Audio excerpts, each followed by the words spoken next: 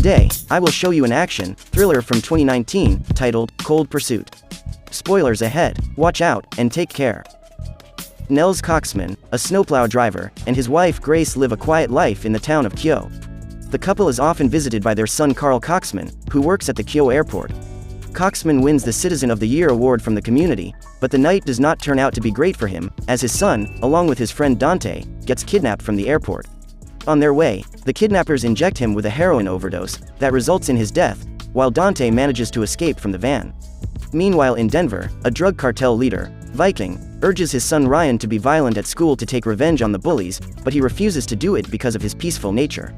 Coxman and Grace are informed about Carl's death, and are called to identify the body. The doctor mentions the drug overdose as the reason for his death, but he does not believe him, knowing that Carl was never a drug addict. Grace gets devastated to see her son like this, and argues with Coxman over his lack of emotions.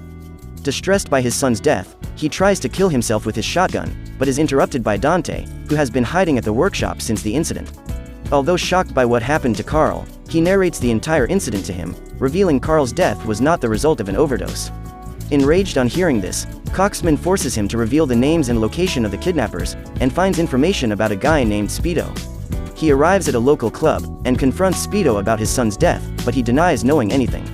Instead, he begins threatening him while asking him to leave, but Coxman knocks him down. When he wakes up, Coxman again tortures him, to which he reveals he worked on the orders of a guy named Limbo.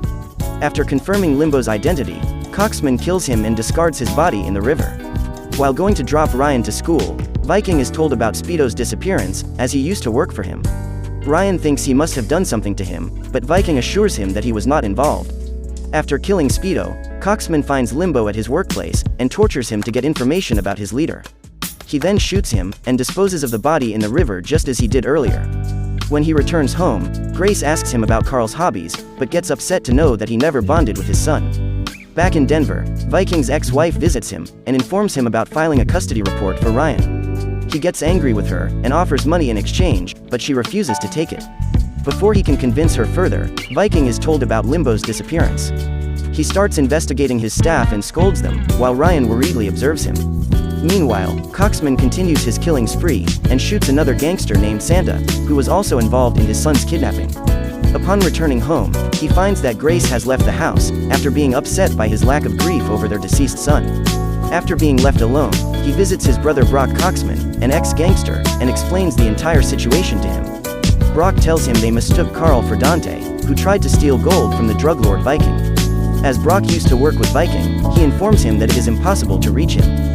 Coxman reveals he wants to take revenge for Carl, but Brock does not believe he can kill anyone, as he was never involved in such activities. As they discuss the situation, Viking is told about Santa. He gets suspicious, considering that a third person of his gang went missing within a week, and thinks his rival White Bull is behind all the mess. He tells his team that he used to work with White Bull, but later signed a contract not to interfere in each other's territories. He thinks they are violating the contract, and plans to teach them a lesson. Upon his orders, his men kidnap a guy from the opposite gang, and torture him to get the information. As he does not disclose anything, Viking gets angry and shoots him, without knowing that he is the only son of his rival White Bull. Kyo police detectives, Kim Dash and John Gipp, also receive information about the murder, and think it's the beginning of a turf war between two gangs, that can destroy the peace of the town. Although Gipp seems hesitant to begin the investigation, Dash urges him that they should do something to eliminate the upcoming threat. At Brock's house, he tells Coxman that Viking's real name is Trevor Calcody, and if he wants to kill him, he needs to hire a professional assassin. He tells him about a guy named Eskimo, and advises him to pay him up front, and he will do it for him. Upon his suggestion, Coxman contacts Eskimo, and invites him to town. While showing him the room in a local hotel, he offers him half of the agreed amount, but Eskimo thinks of him as a police officer, and starts arguing with him, but he satisfies him by proving his identity. Eskimo gets money from him, but then goes to Viking and demands the same amount, to sell the information that someone is trying to get him killed. They transfer the required money into his account, and he reveals Coxman wants him dead. Viking thinks it's Brock Coxman, as he used to work with his father and might have some old dispute. As soon as he gets the information from Eskimo, Viking scolds him for not honoring his deal with Coxman, and shoots him for his unethical behavior. As his men dispose of the body, Nels Coxman tries to seek further information about Viking or Trevor Calote. Viking arrives at Brock's house and offers him a ride. While in the car, he asks about the reason behind killing his men, and threatens to kill him. Already dying of rectal cancer, Brock decides to save his brother and takes the blame, saying he wanted to take revenge on him, because his father stole his woman from him. After listening to him and considering him a threat, Viking murders him as well. Meanwhile, the rival gang leader White Bull grieves his son's death. He tells his gang about the old deal with Viking's father, but reveals it's over as they have repaid it with his son's murder. He plans to take revenge on him, and announces taking a son for a son. After finding out that Eskimo did not kill him, Coxman spies on Viking's house, where he spots him with his son, and finds out about his prep school. After killing Brock, and finding out that White Bull had nothing to do with his gang members' murders, Viking decides to reinforce his contract with them. To do so, he shoots his own man Dexter, and orders his team to send his head as a gift for White Bull. White Bull has already ordered to kidnap Ryan from his school, but asks them to wait, as he receives a message from Viking.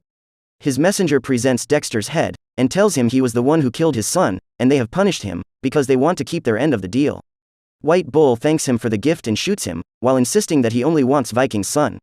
In the meantime, Kim receives the information about Carl's death due to an overdose, and that he used to work with Dante at the Kyo airport. She visits Coxman and shares her concern, that she does not think he was killed by the overdose. She asks for his help to find out the truth, but he refuses, and says she cannot do anything for him now, as his son is already gone. Later, Coxman arrives at Ryan's school, and tells his father sent him to pick him up. Ryan, who has never seen him before, hesitates to go with him, but Coxman convinces him. White Bull's men spot him outside the school, and start chasing him, but he safely brings Ryan home. Viking receives the information about his son's disappearance. Before he can do anything to find him, his wife shows up again, and starts arguing with him for taking Ryan without his permission. He tells her about Ryan's abduction, but assures her that someone will call in with his demands for ransom, and he will get him free. On the other hand, White Bull's men receive a text on Dexter's phone, in which his gang member tells him about staying at a hotel. Soon, they track him down and kill him as well.